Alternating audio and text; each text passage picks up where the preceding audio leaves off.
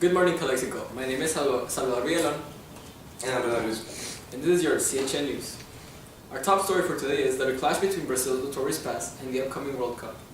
Since 2008, Brazil enacted a new policy which means was the pacification effort from the police, which meant that authorities went to favelas and stormed dozens of houses in order to get to criminals and transport them into jail.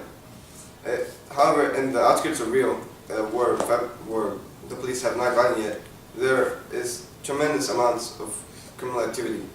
There is drugs all over the place. They sell it in the streets, near schools, everywhere.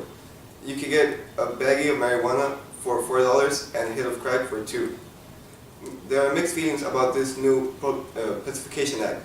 Some people think it's not working, some people think it do, but with the upcoming World Cup, no one's really sure. As you can see from these images, drugs are being sold publicly to anyone who wants to buy some. Like men, women, teenagers, including children, are being victims of this. We hope that authorities in Brazil can fix this issue.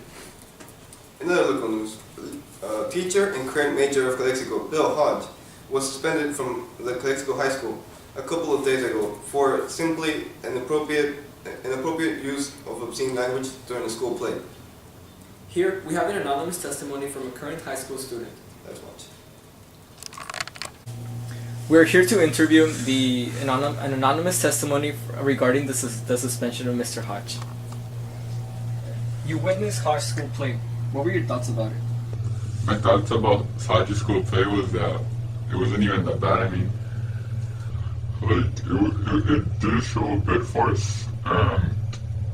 I know, like, I knew the second I saw it, that teachers were going to be offended by it, but let's be honest, we're all above the proper age to know these things. It's not like we're innocent children to know these things.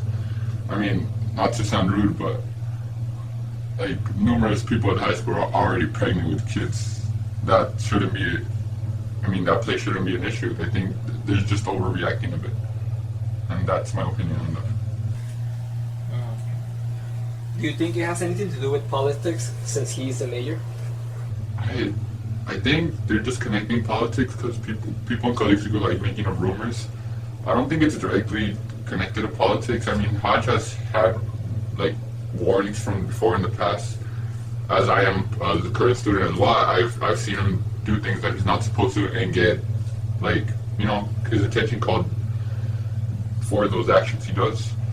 And so I guess just he hit the last warning and he was suspended, which is, not a good thing for us students, but it is what it is. Okay. As you're a current student in his class, how has Mr. Hodge's suspension affected you? Mr. Hodge's suspension, it wasn't the proper time to do it. I know you can't choose these things either, but, it's his U.S. history class and our finals are coming up, and we've had a sub and our sub has given us work, but the work he gives is not the same type of work he gives, it's just work to keep us entertained, and I feel we're not ready for the final. We've been given a study guide, but Mr. Hodge would have this manner of teaching, this way for us to have those events in history imprinted in our memory. So I just think I don't think we need our teacher back. It also has affected my grades. Well, I know he is coming back probably around shortly, but I have a B currently in this class, and I need him back so he can put in those assignments I'm missing. They're excused absences. I just need my teacher back. Okay guys, it's time for the shout out of the day. Who won the first World Cup in 1930? Brazil, Argentina, Uruguay, or España? Okay, shout it out. 3, 2, 1. Uruguay won the first World Cup, which was held in Uruguay. Thank you, Sal. The World Cup is just a few days away. People all around the world are excited as they wait 4 years for this event. Last year, 4 years ago, it was Spain. This year, it's to be seen. People here in the valley are excited as they release this edition in the newspaper. We see one national team every day, and with their lineups and their history of qualifications. We interviewed people here in the valley to see what how they will know. Okay, we are here with ex-Calexico soccer player Carlos Ponce, and we are here to ask him his opinion about the World Cup. So Carlos, how do you celebrate the World Cup, or how do you enjoy this event?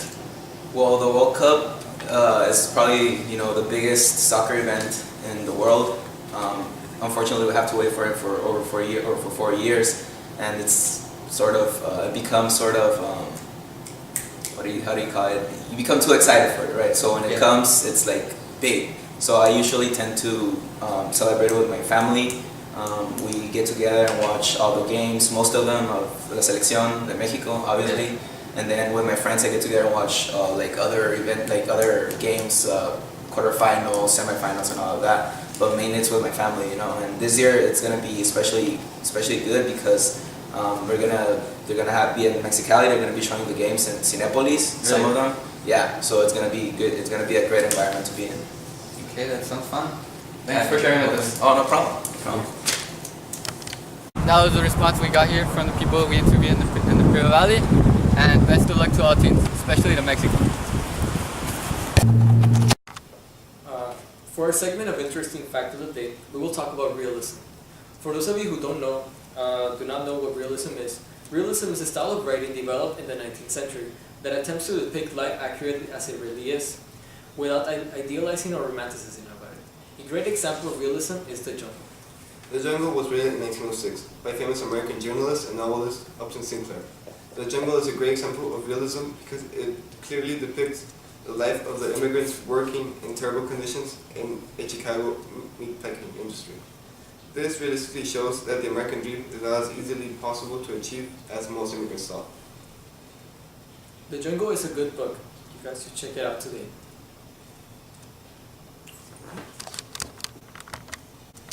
Our video for today is inspired by the World Cup. Watch as this player kicks the ball.